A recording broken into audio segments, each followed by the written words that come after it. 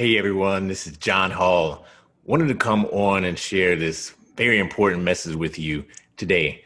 What prompted me was a couple conversations that I had with number one, my business partner, Mr. JD Smith. He's the founder of Hipterist.com. And we had a discussion about a dear friend of mine that I recently lost. And she was a single mother with three sons, one 22, the other 19. One of them, he just graduated high school last month. And then the third, it's 15 years old. And so sadly, she just passed away last week without a will, no life insurance. We just kind of got into a discussion about just how common it is, definitely within the Black community, those things happening. And it's just an unfortunate situation. And so I was sharing with JD Smith how I am going to play a much more integral role in the lives of these young men. And there's a lot of things that I will be guiding them on in their life, specifically financially. And so I was sharing with Jay that yesterday I talked to this young man for about an hour, and I was just telling him, there will be things that I'll be working with him on in his life, just so if he has someone who's been there and has had experience in things in life, I'm certainly going to always be there to share my perspective with him in a non-judgmental way, and just always, share what I know and what I don't know. And then, of course, get him to come to his own conclusions so that he can make decisions for himself. And so, 22, he's just getting ready to purchase his first home. His brothers are going to be living with him now. He's going to adopt his youngest brother, who's 15. And so I just want him to make the best decisions in his life so that he doesn't do something that's going to set him back financially. So I was explaining to him just a story of my journey in my own life, just owning vehicles. So if you go back to 2003, I owned my vehicle outright. Nothing was wrong with it. Wasn't high miles or anything like that. And so I don't know if it's, wanting to keeping up with the Joneses philosophy or what. But I mean, we all can succumb to impulses and consumerism. I mean, I'm definitely have not been innocent of that in my life. And so I went out and purchased a vehicle around 2007, Chrysler 300 at the time. So I thought it was a really nice car. Nothing was wrong with the car I had prior. And so now I've got a car payment where I didn't before. So I'm just explaining to my friend, the young man, how that will impact your life. Just having the car payment, it's certainly one thing to be able to pay for something every month. It's an entirely different thing to be able to afford something every month. Meaning, if your car payment is $350 a month, but that's 35% of your income, really doesn't mean that you can afford that. It means that you can pay for it. And so I had that car for a while, and a couple of years later, there really wasn't anything wrong with it. But a couple of years later, I found another car that I liked. So I didn't have the Chrysler 300 paid off, and I found this BMW that I thought was really nice. And so I went with that. And so that was another mistake that I made on top of the first mistake, which was, I should have drove my car with no payment for much longer period of time so that I could continue to advance financially, put more money in the bank versus having a depreciating asset. So when I went with the BMW, what I was doing was I was transferring negative equity from my original purchase. So take a minute to explain that. Negative equity is when you have a situation where, let's say the car that you owe on, let's say it's 10,000 that you still owe on the loan. But let's say the car is only worth 6,000 if you were going to trade it in or sell it. So you have that $4,000 loss, if you will, because you have a depreciating asset, which is a vehicle. And so it's never a good idea to roll over negative equity because you're financing over the period of years, not only a previous loan on top of a new loan, but you're financing the loss as well. Because if you've got a car that's worth 6,000, but you owe 10, that's a loss.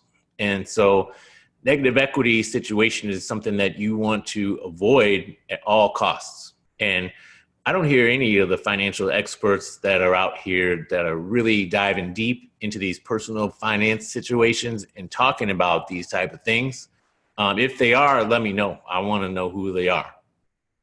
And so that's what prompted me to come on and do this discussion today, is that no one's telling you, hey, this is what you want to avoid and this is why, or this is what happened to me and you don't want this to happen to you, because you can really set yourself back for years and years to come. And so when I was in the BMW, now I'm, higher car payment than before. And so that's never a good thing. So I'm outlaying more cash every month. And then I'm taking a larger amount, a bigger loan, and putting that out over more years. And so sadly, what happened with that BMW was after several years, I just needed tons and tons of repairs on it. And so I believe at the time, I owed about 10,000 left on that loan. And I mean, certainly I wouldn't have gotten 10,000 if I had sold the car outright. And so unfortunately, there was about $9,000 to $10,000 worth of work and repairs that I needed to be done. Because I just want to be clear, if you own any foreign type vehicle, it's going to be much more costly than something that's made in America. And so I sadly learned that lesson the hard way when, this repairs 3,000, this repairs 2,000, and it just started stacking up on me. And so I looked at my situation at the time. I had never really owned a new car off the lot. And so I said, should I make some repairs on this one, or should I just get into a vehicle where I don't have to worry about a warranty? I'm going to have something that's never been owned before. I'm not inheriting someone else's problems. That was my rationale at the time. I didn't have a good financial advisor when I did that, when I did the next move. And so I bought a brand new car, and this was actually in 2015. And so I'd made many good decisions financially in my life up to that point regarding investments, things like that. But in this specific situation, if I could have gone back, I would have done something differently. And this is what I was trying to impart to my friend the other day. And so if you're following me, I went from the Chrysler to the BMW. So now I got into this Ford Fusion.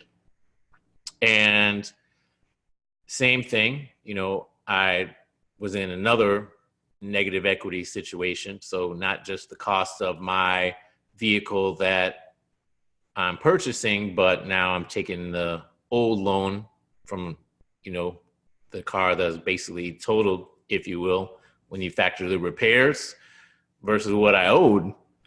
So now I'm in a situation where I'm financing what at the time was the largest type of loan that I'd ever taken out in my life. And so that moved me into the largest payment that I've ever had in my life. And I want to give you some advice on this. So if you have a car payment, your car payment should represent 10% of what you earn in a month. Okay.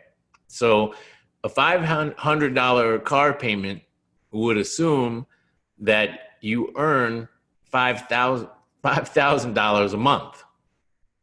So if you only make $2,000 a month, you shouldn't have a $500 car payment. Okay. So when I got into my new vehicle, those were the situations. There was another negative equity situation for me, a larger car payment. The one plus was that I had done well in my life regarding credit. And so I didn't quite qualify for 0%, but I did qualify for 1.9%. And so, the interest wasn't very, and isn't very high on my current vehicle. And I mean, at this point, I would love to have no car payment, and next year I'll be free of all that.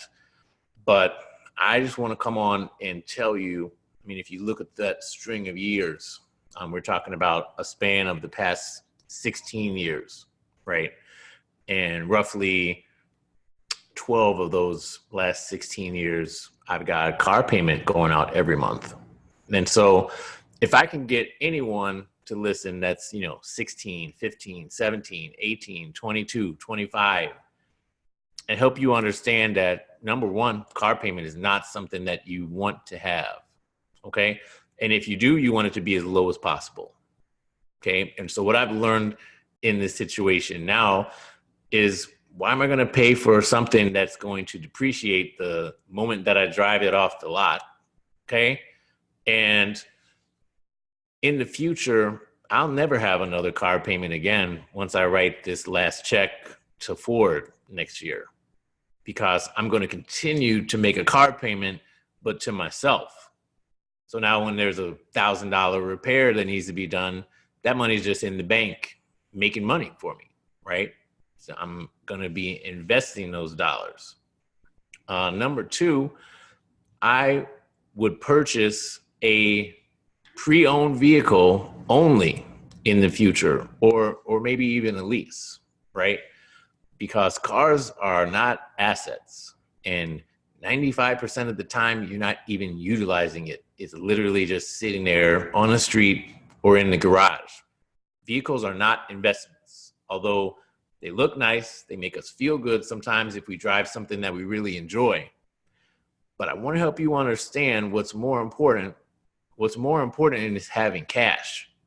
What's more important is being able to make investments instead of putting $300, $400, $500, $600 out the door to a company every month, where you might get into a loan and you're paying 10% interest. So although they were able to help you get a vehicle and somebody approved you for a loan, you might not have been in the best position with your credit. So now you got 25 grand that you're financing at 9%.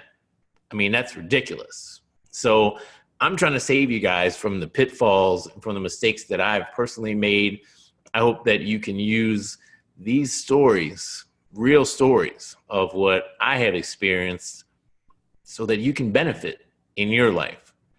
And so when you're looking at that car payment, please keep in mind, you want to have that at 10% or less. If you're paying more than 10% of what you earn for your car payment, you're paying too much. You literally can make the payment for that vehicle, but you can't afford it. Okay? I'm really just trying to help you out. And so I would encourage anyone to get the very best quality pre-owned vehicle that you can purchase. You want to be free of monthly auto payments for your entire life. I mean, let's get into home ownership. Let's get into real estate investing. Let's get into business ownership. Go out and get a small business, purchase a franchise, things that will actually make money, bring assets into your house versus us being consumers, writing checks, paying someone else, and making them rich. Okay? Wealth Legion, I'm always going to teach you hands-on, actionable principles that are going to help you in your personal financial life. And I really just wanted to come on and share this story with you guys. A lot of these things just come from discussions that I have sometimes. And I didn't even know this was going to be a podcast until I was talking with Jay, and I just said, hey, I was talking to, this young man, and, this is what I'm going to be doing in his life now. I'm going to be taking him under my wing and mentoring him. And Jay said, look, that's an entire podcast and people really need to know this. And I said, man, you're right. I mean, who's talking about this? Has anyone sat you down? I mean, really, maybe your folks told you it might not be a good idea to purchase that vehicle. Hopefully you've got folks that have told you you don't want a car payment. Hopefully you've got folks that have made you think about ways that you can afford to get into a vehicle and it not disrupting the next 5, 6, 7 years of your life as you have these payments, and then life happens, of course. You might add to your family. You might choose to go back to school. You might want to go and start that business. You might want to purchase that home. And so just not having that extra commitment that you have when you have a vehicle and all the things on top of that, I'm really wanting to help some of you avoid that situation for yourself, because I really don't want you to happen to go through some of the things that I've had to go through. Really just, not having additional funds to invest because it's going and being allocated towards something else that you're not really getting any value from. So just really trying to be transparent here. And I hope that this is landing with everyone. Hope that someone out there, this has caused you to think or reconsider a decision that you might be making in the near future. And I hope someone out there is just like, hey, this guy, I heard what he said. I got it. I know what I need to do. That's not going to be me. And I hope that many of you fall into that category. So as promised yesterday, told you I had some awesome information that would be coming out over the next coming days. And I pray that I was able to deliver today for you. I'm excited to go back and listen to this one myself, to be honest. But I hope everyone is having an awesome week. And I will be coming back this week with even more messages on Wealth Legion.